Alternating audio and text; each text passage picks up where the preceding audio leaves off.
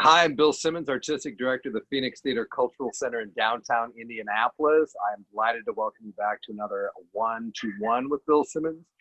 Today, we are fortunate enough to have an equity actor from London, Joseph Richardson. He participated in one of Meisner instructor Martha Jacobs' sessions a few weeks back, and we've gotten to know him via email. And so, Joe, welcome. Thank you, Bill. It's good to be here. So how are things in London? I was prepping for this conversation by reading your email, and I asked you a few questions. You sent me back so much detail, and I think it's so fascinating, kind of the timeline of how theaters in the UK shut down and how they shut down here in the United States. You're an equity actor there in London.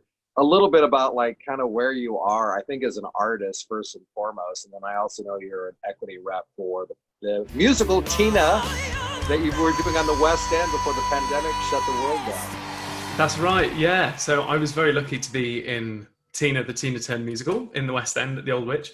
And I was in the show from March 2019 to March of this year. And then I was going to stay on another year as another role in the show. But Boris Johnson, our Prime Minister, he shut the theatres on the 16th of March.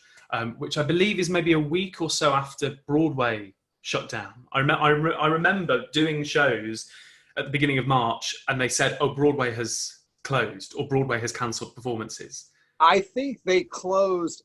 So here we're in Indianapolis, and our city started shutting down really Friday the 13th, and our final performance of a lovely play called The Agitators about Frederick Douglass and Susan B. Anthony. We literally closed, I think, it's poetic, on the Ides of March. We closed March 15. So yes, Broadway closed down somewhere around there, but like all the theaters around the country were shutting down roughly around March 15. Yeah, for us, it was literally the we had these daily briefings where at 5 p.m. The Prime Minister would do he would tell us the numbers of coronavirus cases and deaths and things like that. And then he would announce whatever he was going to announce. And at 5 o'clock, he said, he sort of said people shouldn't go to the pubs and restaurants and theatres and all within a sentence. And so obviously all the producers and all the theatres all rang each other and kind of went, well, hang on, is that him saying that we need to close? So by 7 p.m. that night, no shows happened. To my knowledge, in the UK, no shows happened that night. So over 1,000 theatres didn't do it.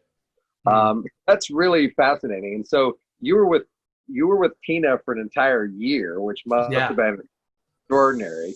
And you are the equity rep for that. So a little bit for our lay people who are going to be watching this, what exactly does that mean, and what are you responsible for, and what's going on now? So what that means is that on every production in the UK, not everybody has to be an equity member.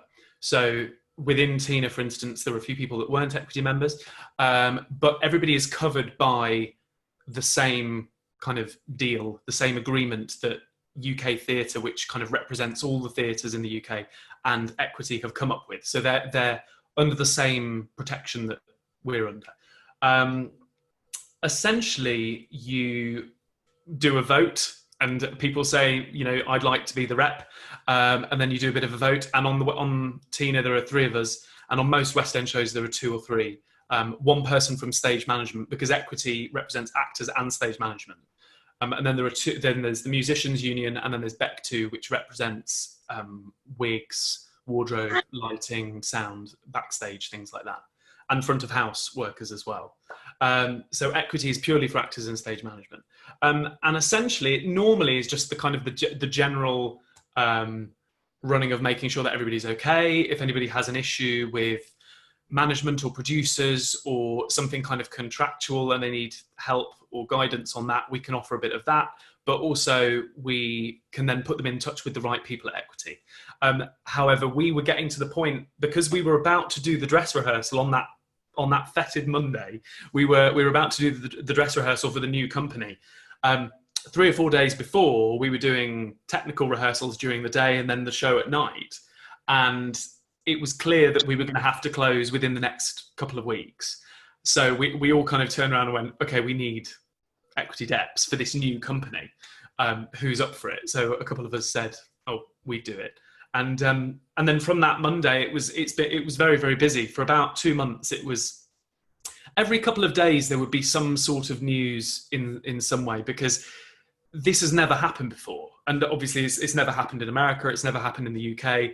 I was reading something the other day where, you know, theatres in the UK hadn't shut since the plague in the mid 1600s. In the mid so for that was it. So for a year, so that there's talk of, okay, the theatres some shows might be shut for almost a year, and the only time in history in the UK that the theatres have been shut for a year was the plague in the 1600s. During the war. Were theaters at all? Yeah, were you going to say about the war? I was going to say during the war, yeah. I think they reopened the theatres for morale. So they reopened West End theatres during the Second World War, but it wasn't closed for an entire year. So if we were to shut from March to March, that would be the longest time since the plague. So it's been a lot of just working out what's going on, really, and just relaying to the cast and company what's going on. What the current guidance is, because there's so much information out there that the government is putting out, some of which is really useful, some of which isn't.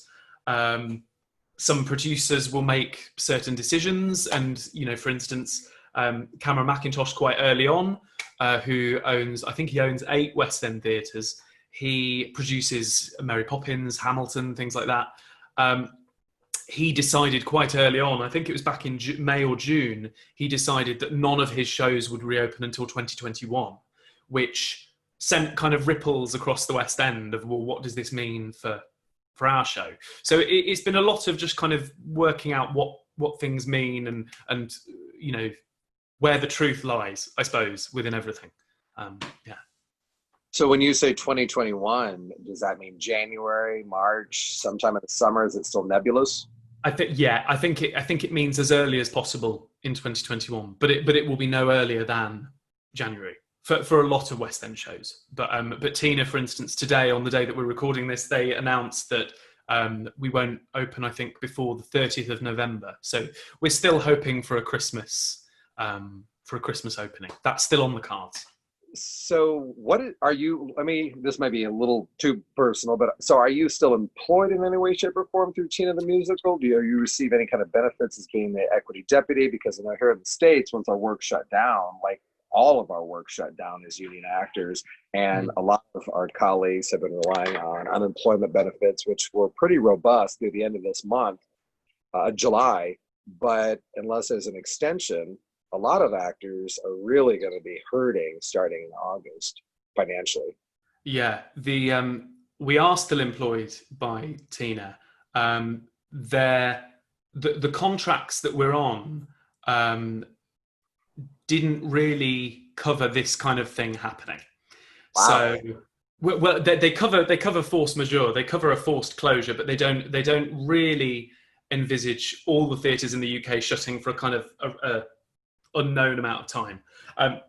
But Tina does want to reopen, and so we as an entire company are all contracted to reopen the show. So we all agreed a deal to reopen the show. But then it's funny that you say the extension, because that's exactly what we're looking for here with the systems over here. The two big financial systems that the UK has is we have something called the Job Retention Scheme, which is where people can be furloughed if you're salaried. So if you pay tax at source, you could be furloughed. I think it was up to 80% of your salary. So for instance, my mum was furloughed from her job. So you're not allowed to work, you're not allowed to go to work, but the government will pay 80% of your salary through your employer. So you're kind of on 80% of your full pay.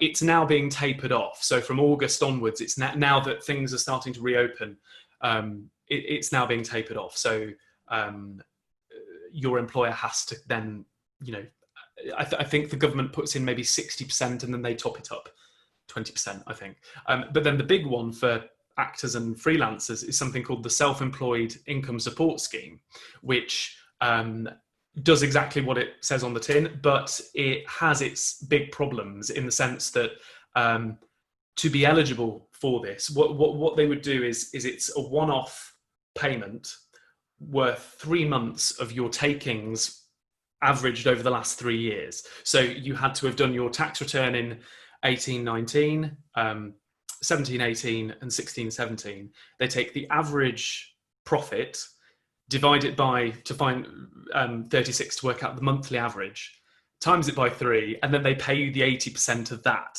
So they try and work out, if you were salaried, what you would have got, and they pay you 3 months of that. If you earned, this might be a bit complicated, and I realise this might be a bit weird, but I just keep thinking about you're able to use the word scheme in a positive way. I know. We assume scheme means there's fraud, or we're getting there's no fraud in this one, thankfully, but it's it has big issues, because we closed in March 2020, but if somebody hadn't done a tax return for 18-19, taking us up to April 2019, you're not eligible. So if you're an acting graduate that left in July last year and have been doing some work, you've been doing some, you could have been in a West End show, you could have been in regional theatre, TV, whatever it may be, you wouldn't be eligible at all. So it's young people that are slipping through, and people as well that if you earn a little bit more in PAYE, so tax at source income.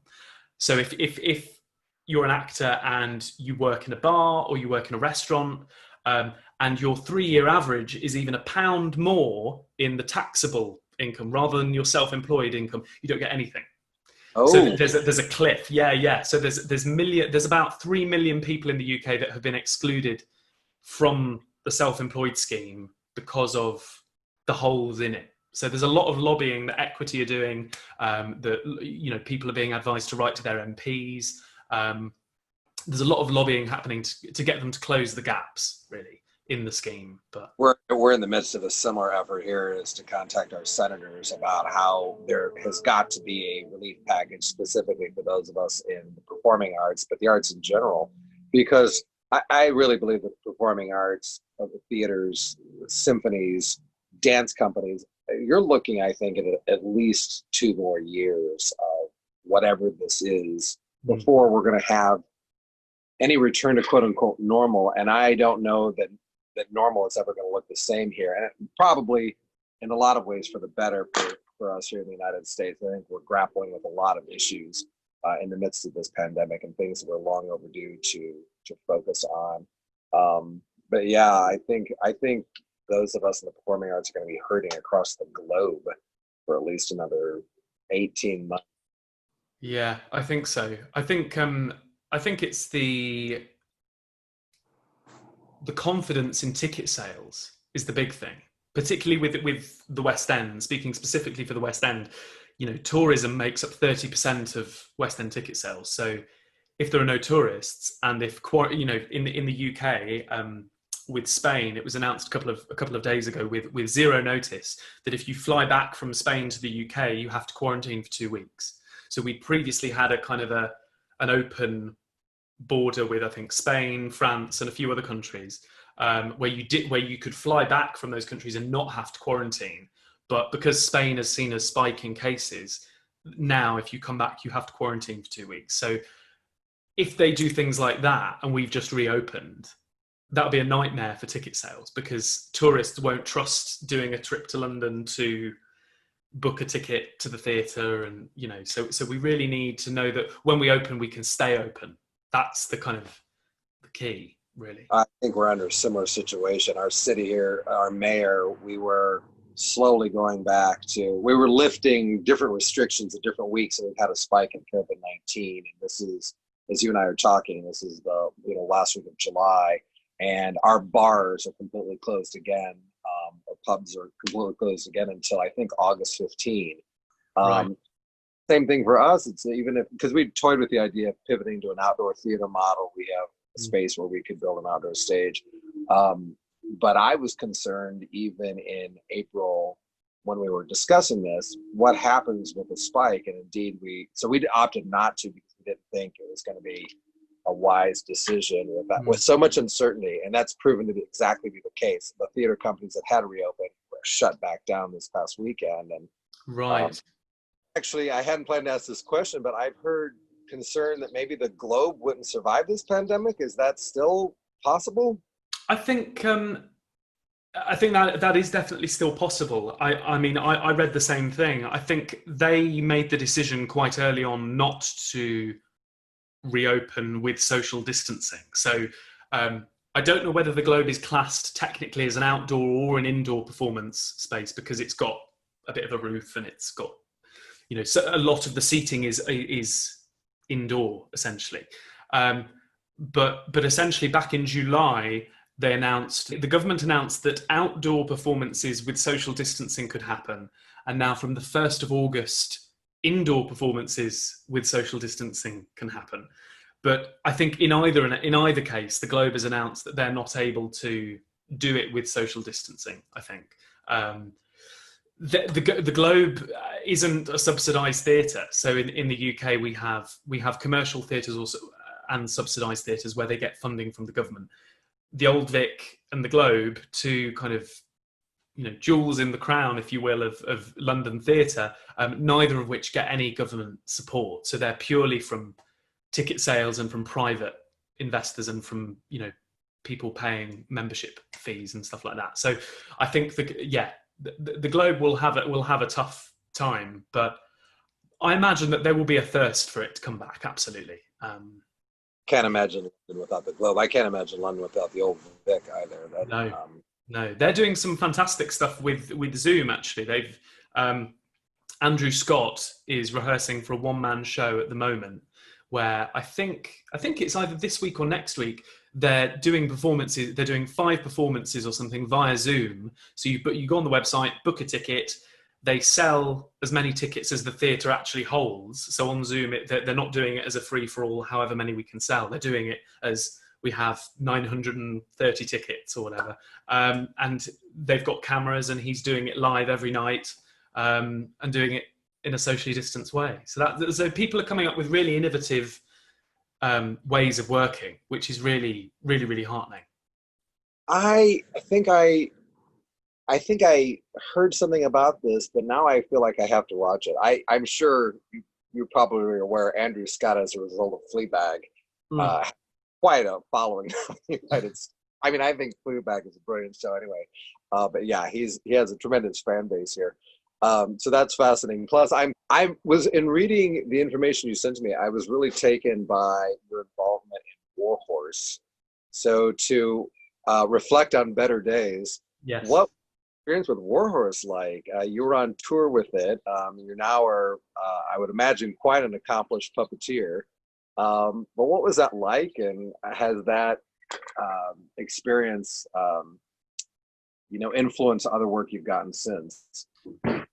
It was the most remarkable experience. I was really, really lucky that during my 3rd year of drama school, so I went to the Guildford School of Acting just outside London, and just as I was coming to the end of it, so in the July, I got a call from my agent saying, "You're in for Warhorse tomorrow," and I went along thinking, I'm never going to get this. Like, I'm never going to get this. And I had to play the trumpet. I had to, we went on the stage at the New London Theatre, and they brought out there's the big horse, but then they brought out the little horse, and they brought out the goose puppet. And we were taught some puppetry techniques, and we had to go on the foal, and then I had to go on the goose. And they filmed everything, and then they sent it to South Africa, because Handspring Puppet Company, that are based in Cape Town, they make all the puppets. So Basil and Adrian live in Cape Town. And so I think they had to send everything over to Craig Leo, who's the puppetry director as well, in South Africa. So, and then I got a call saying, "You've got the job. It's for 18 months, touring around the UK and Ireland and South Africa. Are you in?" And I said, "Well, absolutely. Like, it's the most incredible, particularly being 21 and just finishing your degree. It was a dream come true. Like, I mean, security, a huge show. I mean, an incredible show. I mean, I had the time of my life. Like, and we're all really close still. Some of my best friends are still from Warhorse, and it was a really, really wonderful thing to do." That, I think I have not been on the stage now in a few years, but I look back at some of my favorite projects as an actor or as a director, and it really is when a company is bonded in the telling of the story. And it really takes, in my experience, it really takes actors who trust themselves and trust their colleagues to unite in the storytelling, whatever it is. And, then I think about the projects that didn't work, and frequently was, personalities colliding and not being on the same page. But it sounds like Warhorse is just an extraordinary experience. And so you did that for an entire 18 months and 18 months. Yeah. We did 518 shows, I think. I wasn't counting down, but I remember somebody kind of saying, we're going to do this 518 times. Like, that was the big number. Wow. Extraordinary. Yeah. And so that means actually now that any job I do is really, really short. So I did a tour of a show called Sunny Afternoon, which was all about the Kinks.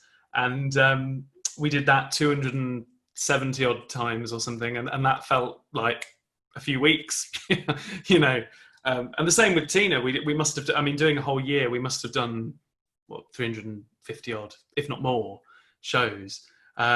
So yeah, it didn't feel like a year at all. So have you been with Tina since it was developed? Are you with it from the beginning? No, so I joined. So there was the first cast, and then I joined for the second year. But Adrian Warren, who is of course a brilliant American actress, so she stayed with the show when we reopened for a month or two. And was phenomenal. Like she's utterly phenomenal. So she's doing the show on Broadway at the minute, and quite rightly has been nominated for the Tony. And I really hope she wins it, because she deserves it, because her work ethic and how hard she works. And actually, that part as well. There's no let up. There's no rest. Because if you're not on stage singing a huge Tina anthem, you're in the wing doing a quick change to walk straight back on and have a fight with Ike. It's really quick, and it's 3 hours, so it's a real mammoth role. Yeah. So are you thinking you're just going to kind of hang tight until Tina reemerges, or are you already thinking about maybe perhaps they're not? I don't know. Have you? You have any sense of like what you're thinking? Yeah. So I've been doing a lot of teaching via Zoom. I've been doing lots of acting tuition via Zoom, take one of your classes. Is it? Oh, that's it. Yeah. I'm sure, Bill, as an experienced actor, you wouldn't need any tips from me, I'm sure. But so I've been doing one-to-ones via Zoom since April, and to begin with, it was very strange. But now you just kind of get the hang of it, and it feels quite normal. So I've been doing a lot of that. I'm looking into whether there's something else that I can train in the meantime. What that may be, I'm not so sure. I've got a kind of a design flair, so I'm thinking of whether there's a design course that I can do alongside, whether it's during this period of not much going on or whether it's into Tina reopening. So I'm just considering options, but I feel very, very lucky within this entire kind of pandemic. I've been doing interviews on, I was on BBC Radio 5 Live, which is a national radio station in the UK, and talking about the theatre sector. And, I'm very lucky that I was eligible for the self-employed scheme. I'm eligible for universal credit, which is the kind of the sort of the benefit system, I suppose, if you're out of work in the UK. There was a payment from Tina at the beginning of everything. I have a job to go to when we can reopen. So I feel very lucky within this whole thing, really. But I know a lot of my colleagues and a lot of my friends who weren't eligible for anything, and are really now thinking, like my best friend, he's applying for a completely different course. He said today, I'm going to apply for that master's degree in such and such. And he's an actor, so people are really looking to leave. There's a website called Freelancers Make Theatre Work, which is a UK based kind of group of individuals who, it's kind of like a charity really, but it's only just been set up, sort of championing freelancers in the UK sector.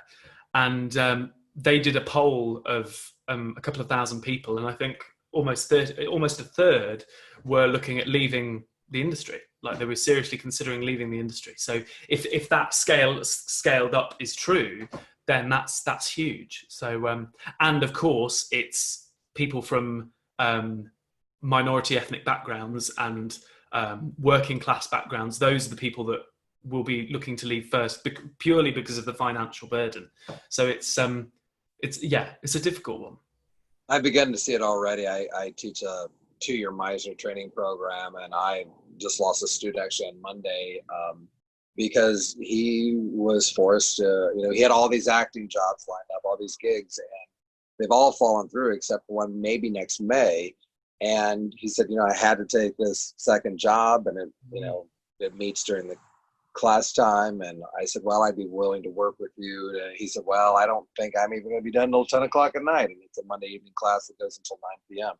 And so it's really disheartening because he's a lovely actor, and he just finished his Master's of Fine Arts in theater at a university here in the States, and wanted to get, he'd started with me a few years ago in the training, had to take a break to go off and do his MFA, and came back to do the second year work with me. And so I feel like I'm beginning to see now the losses from the industry where I can't hang with this until this is over, because I have got to make sure I'm covering rent starting in August and September. I really hope that there'll be an understanding actually within the industry that actually it will be a kind of a kinder sector when we go back to it. That there's the whole thing of, I can't really take any time out because if I have a gap on my CV for 2 or 3 years, then people will be like, oh, he's not worked in a couple of years. Like, that's, why would we employ him now? We're thinking of like auditions in normal circumstances.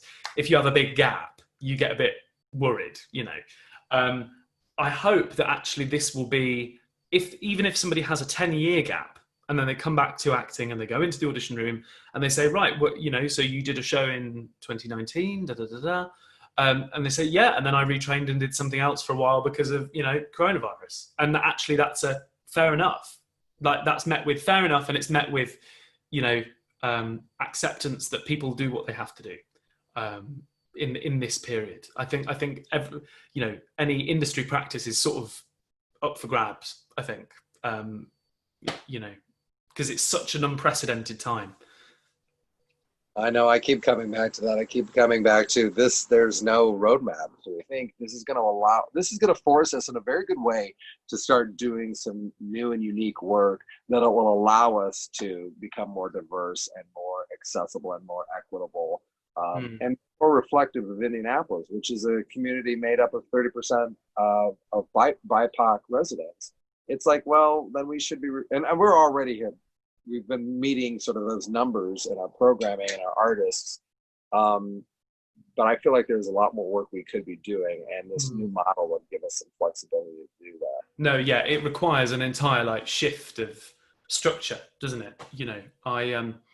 I do freelance work for the National Theatre, and a few months, even pre-pandemic, I loved listening to the podcasts. I'm a big runner, and I would listen to the pre and post show discussions. So Mark Rylance on, I forget whatever project he was working on, and I just find them to be really, really fascinating discussions.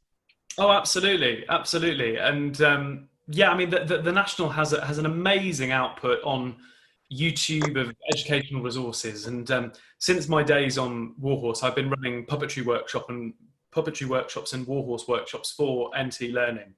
And a couple of months ago, Rufus Norris, the artistic director of the National, he ran a Zoom for freelancers that work with the National. And he was saying that they were looking at doing work that could be scaled up and down. So depending on social distancing rules. So, as I said earlier, the worst thing that would happen is that we reopen and then have to close again. So he said, looking at making work that they could do in an auditorium with social distancing. And then if social distancing was relaxed to 1 meter, then they could change the show so that actually people are 1 meter apart, and create work that doesn't rely on non-social distancing, essentially. So just opening up like what kind of shows they could do, really, so that suddenly if the government did say, right, 2 meter rule again, then they could go, okay, cool, well, we can still sell tickets, we don't have to close entirely, we can just sell less tickets. So it's changing the whole funding structure, really. That's really, that's a fascinating idea. Because the Mousetrap, for instance, the Mousetrap is hoping to open in October in London, which has been on for, they're selling tickets for October. Yeah, because within the show, I've never seen it, but from what I can gather, I should have seen it. It's been on for like 60,000 performances. Say, is that the one that like set the record 40 years ago for the longest run? Something like that. Yeah, there's as you walk past the front of house, there is a sort of a ticker thing, and it says how many it's done. Extraordinary. I think for the long time, like Cats in New York was the same thing. It's like, it was just like, it's something you had to like check off a list of having done in your lifetime. And I feel like when I was in high school 35 years ago, I remember reading The Mousetrap for a literature class. I just know I read it, and I remember even then knowing that statistic. I'm thinking, gosh, and I was like 14. I'm like, that seems like a really long time. Yeah. Well, there's the running joke. Well, I mean, I hope it's true. We'll go with the next anecdote is true. Okay, but I sadly I think it's a bit of a fable. But there's the little old lady in the Mousetrap, right? So there's the part that, you know, is murdered in the house or whatever, and she's in the first half, and then she's killed, and then you never see her again. And there's the offstage understudies at the Mousetrap, and there was this little old lady who was the understudy to this actress. And the understudy, I mean, it's what an easy job is. You turn up, you sit in the dressing room, she goes home at the interval, and done, you know. And this lady had done it for years. She'd done it for like 15 years. She'd, you know, bought a house from it, and, you know, it was just her bread and butter. And she'd never had to go on. Like, in 15 years, she'd never had to go on at all. And she was coming to the end of her contract, and she was going to leave. And a couple of weeks before the end of the contract, it's, you know, the midweek matinee, and the stage manager knocks on the door and says, you know, Eileen, you're on. Like, so-and-so's not here. Like, you're on. And apparently she went, oh, that's all very well. Okay, cool. Just give me a minute. I just need to pop to my car. And just left. Never saw her again. And she ran away. That is awesome. I thought you, unfortunately, me being a bit macabre, I thought you were going to say that she had died in her dressing room. That they went, needed her, actually died in that performance. That is, how big, out of curiosity, how big a theater is that show playing in? Because I would think by now, anybody who could possibly have any interest in having seen Agatha Christie's The Mousetrap would have seen it. Absolutely. I think it's only like 400 or 500 seats, which for a West End theatre isn't that big. That's a smallish theatre. 50 or 200. I think, okay, well, I think you could probably sell 200 tickets in performance. It can sustain that kind of a space for 7 years. I mean, didn't that show open after the war? Something like that. Yeah. I think they only have to like sell out one show a week to break even. Something like that. I mean, I'm no producer, and I'm nothing to do with Mousetrap, so I don't know that for a fact. But I did hear that they don't have to sell that many tickets in order to break even. So, and I would imagine it's the same with The Woman in Black. You know, these long-running shows. I'm sure they'll be fine. You know, coming out of this. But you know, there was news in the last few days that I think Cameron Mackintosh and Andrew Lloyd Webber, they're going to close this current production of Phantom in the West End to refurb the theatre. So even January 2021, I don't think it's going to open like ASAP. You're talking easily a year. But I think they wanted to do refurbs to Her Majesty's for years, like because Phantom's been there for so long, they've not had chance to, you know, put in a new carpet and things like that. So I think they want to do that kind of thing. That is true. For the theaters who have the resources to be able to make those sort of modifications, now would be the time to do it. Mm-hmm. So this has been lovely. I have to get off with this conversation because I have to be part of a National New Play Network conversation. about a lot of things. So this has been just delightful. Please do me a favor and stay in contact. I'd love to maybe check in with you in 3 or 4 months and just see where you are with things. And Yeah, for sure. No, I'd really love that. Yeah. Fab. well, Wonderful. It's been a real pleasure. No, thanks so much for having me. Yeah, thanks so much for having me. And it's, yeah, I've when we did the workshop, I then had a look at the website and thought, what a beautiful kind of community vibe that the Phoenix has. And it just reminded me of some regional theatres in the UK that I've worked in.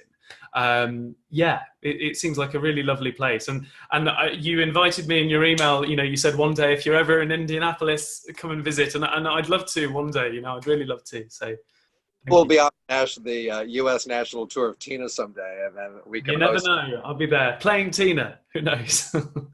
Better would be me getting to London sometime in the next few years. I have not been in London in 9 years. So wow. Okay.